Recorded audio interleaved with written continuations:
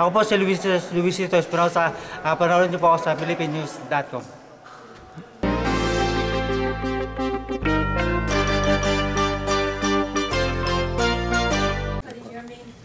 Hello? Is that better? Good morning.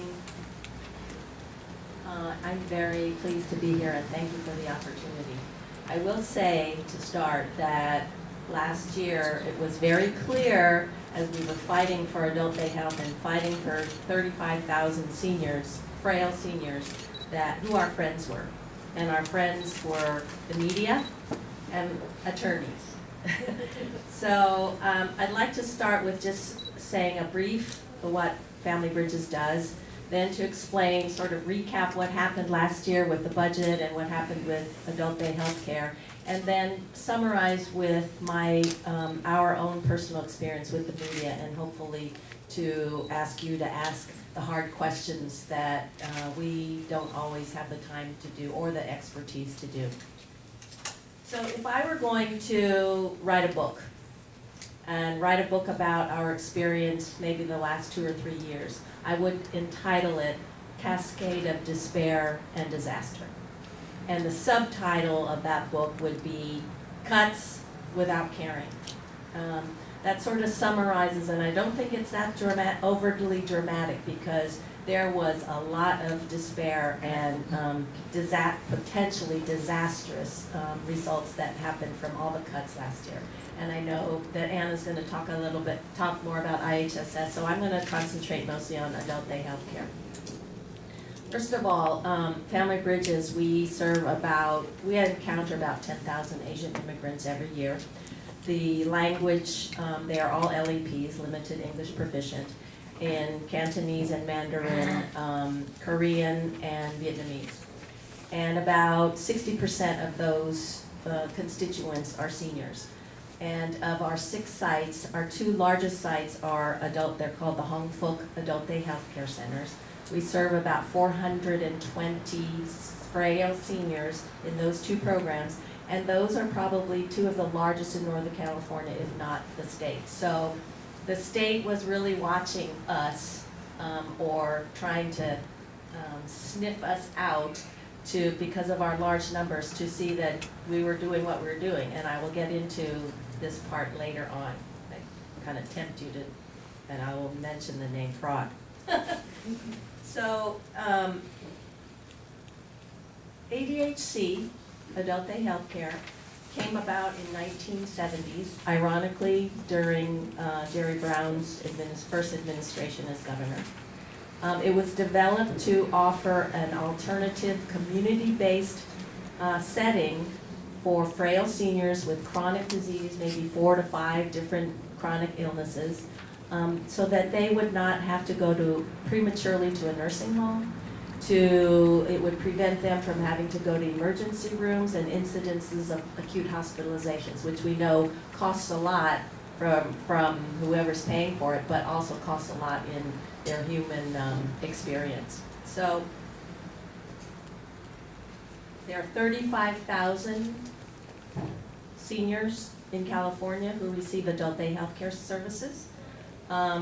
Contrary to misconceptions that adult day health care is not a senior center. It's not a center where seniors go and they do crafts and they do dancing and they do socialization.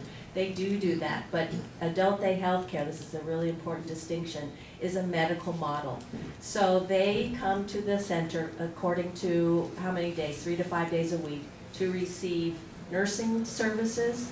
They receive occupational therapy, physical therapy, nutrition therapy, social services, recreation, transportation, and meals. So you can see that it's all encompassing, and the key to adult day health centers to prevent institutionalization is critical, and vigilant monitoring of all those clients' conditions. So if you were a diabetic and you stayed at home, you're frail, and you aren't able to, see a doctor too often, the nurses at the Adult Day Health Center will check your blood sugar 3 times a week, and then they know if you're out of hand, and they will, do the proper intervention so that you won't get high hyperglycemia and end up in the hospital in a coma, etc. So it's really important to know that that's the vigilant monitoring is what makes the difference.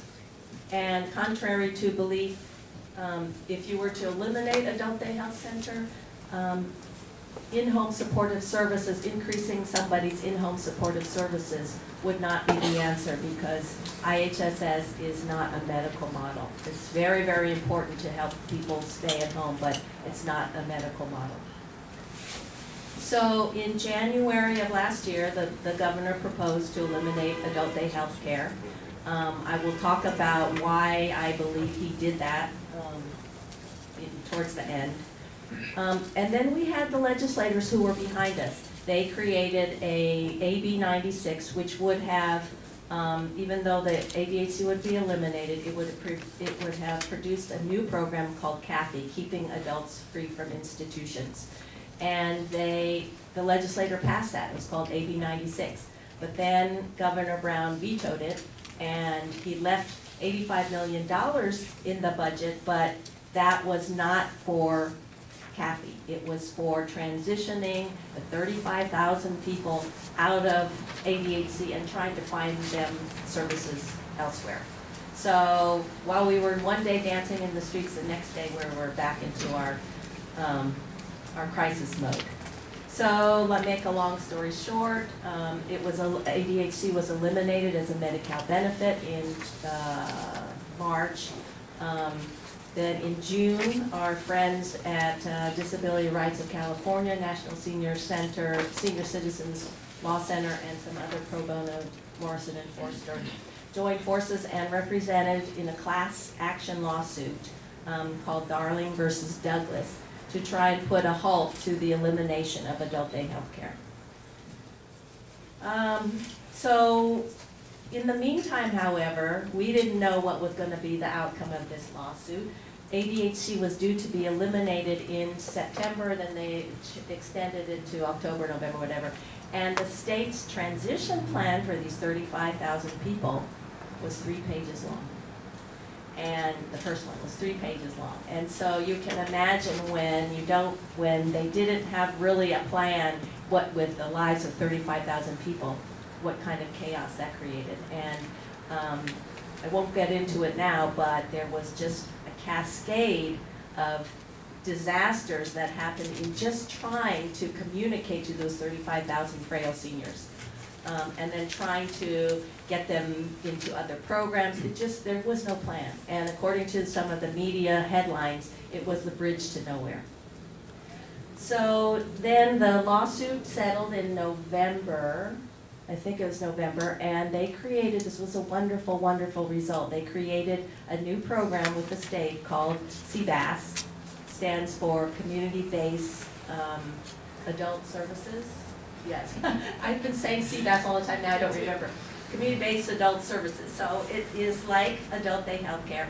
It has a little bit stricter eligibility criteria, and those are the things that we're still trying to go through now with the lawyers, because the state does not seem to be complying with settlement agreement for this. So we're continuing to fight. We're continuing to fight for the rights of our seniors. And in the meantime, think about it. Their lives have been in limbo. And when I say limbo, that means if their service is eliminated, you might as well just pull that lifeline in. They're right now holding on to and as I described how adult day health care, it is their lifeline. If they don't have it, they will end up in the emergency rooms, hospitals, and then nursing homes. And ironically enough, the state was thinking to save $177 million for adult day health care. Per year. They ended up spending over almost $300 million just for the transition, which never happened, and which they didn't have a plan for, and for extending the adult day health care because they weren't ready, right? And then that doesn't count all the legal fees. So you do the math, you can figure out, these are some of the hard investigative reporting that we expect from the media to what happened. It wasn't broken, why did you have to eliminate it? So, okay, 1 minute. So I won't go into more of what our fight is. I will tell you that our agency had to be prepared because the adult day health centers is 2/3 of our revenue. So we broke into task forces, we worked with all our networks, we talked to the media, we went on radio, we went on television, and we set up volunteer emergency task force. I asked my board for 3 more months from our reserve so that at least we can extend the adult day health care services for 3 months. So we didn't want anybody to fall in the cracks. Now, in terms of media, I think for adult day health centers, we had about 5, not our organization alone, but the industry had about 500 different articles in printed media, in television, in radio, etc. So we really depended on the media last year, and they really you all came through for us by telling the stories, by bringing the attention of this to everyone. And particularly for our participants, they don't speak English, they're not that mobile, they have no access to internet. They had a hard time speaking for themselves. So we really needed ourselves, which we were trying to do services at the same time, but we really needed media to help us get that message out. So if I were to ask any of you who were going to write a story about this, I would ask you to ask the very difficult question, which is what I said before.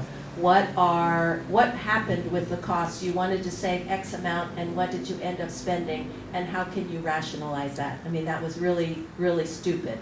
And then, don't quote me on that. And then the second question is, we know for a fact that one of the main reasons why Governor Brown wanted to eliminate adult day health care was because this industry has a lot of fraud. And that's a lot of the motivation. So there were those of us who were not fraudulent, who were struggling for our lives. And I would like to know, what is the state doing about it, rather than punishing those of us who run solid adult day health centers? What is the state doing to address that fraud? And don't punish, other people and innocent lives because they can't track what's going on. So that's one of the questions that I think we really need to address that I haven't heard about yet. So thank you.